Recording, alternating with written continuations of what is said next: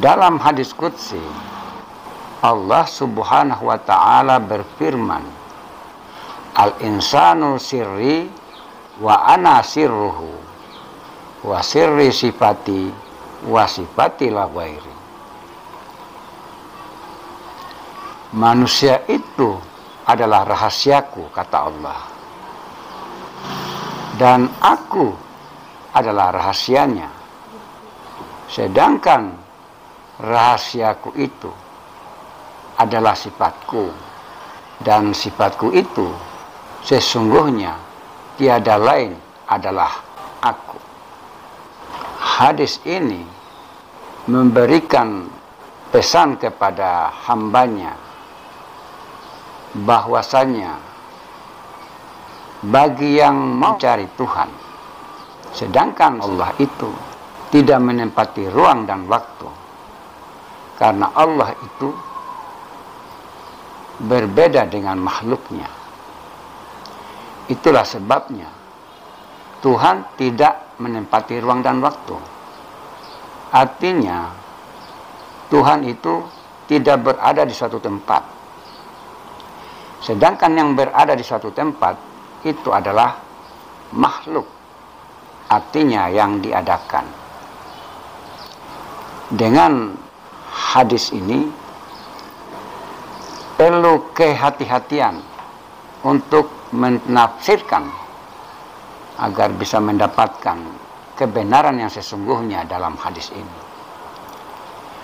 Siapakah Allah itu dan di manakah Allah itu bersemayam? Sedangkan dalam hadis yang saya katakan tadi, manusia itu adalah rahasiaku, kata Allah, dan aku menjadi rahasianya manusia itu. Dari kata rahasia yang disebutkan Allah dalam hadis kursi ini, tidak ada makhluk lain yang membawa dan menyimpan rahasianya, hanyalah manusia. Kalau menurut saya, maka Tuhan tidak bisa diserupakan dengan makhluk, sekalipun manusia itu adalah rahasia Tuhan.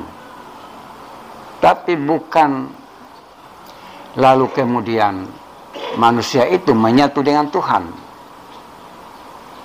Tidak seperti itu. Hamba atau manusia tetap manusia, sedangkan Allah atau Tuhan itu tetaplah Tuhan. Jadi Tuhan dan manusia tidak bisa dikatakan dua wujud menjadi satu wujud, karena dalam konsep tauhid itu mengesahkan, menunggalkan Allah. Tidak ada yang tunggal, tidak ada yang esa, tidak ada yang lain. Hanya Allah yang esa, hanya Allah yang tunggal. Jadi tidak ada dua wujud menjadi satu wujud. Yang ada hanya wujudnya, wujud dirinya. Yang lain tidak akan pernah ada. Dan kalau dikaitkan dengan surat Asy-Syura ayat 11 dalam Al-Quran, laisa kamitslihi syai'un, Tuhan tidak bisa diserupakan dengan sesuatu apapun. Tidak bisa diserupakan. Artinya apapun bentuknya. Yang namanya makhluk, yang namanya ciptaan, itu bukan Tuhan. Baik yang dilihat, yang dipegang, yang didengar, yang dirasakan, yang diimajinasikan, yang dipikirkan, yang dihayalkan, dan masih banyak lagi. Tidak bisa diserupakan dengan Tuhan, karena semua yang saya katakan tadi itu adalah makhluk. Makhluk adalah yang diadakan, yang sifatnya baharu, artinya akan mengalami kebinasaan. Sedangkan Allah, Tuhan yang Maha Kuasa itu, Dia bersifat qiyamuhu binafsihi,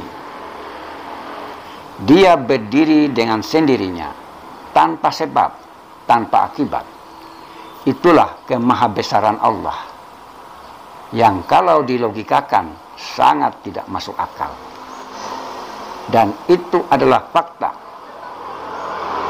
kenyataan bahwa Allah Subhanahu wa ta'ala memiliki sifat-sifat yang tidak bisa dijangkau dengan akal dan pikiran manusia itu sendiri.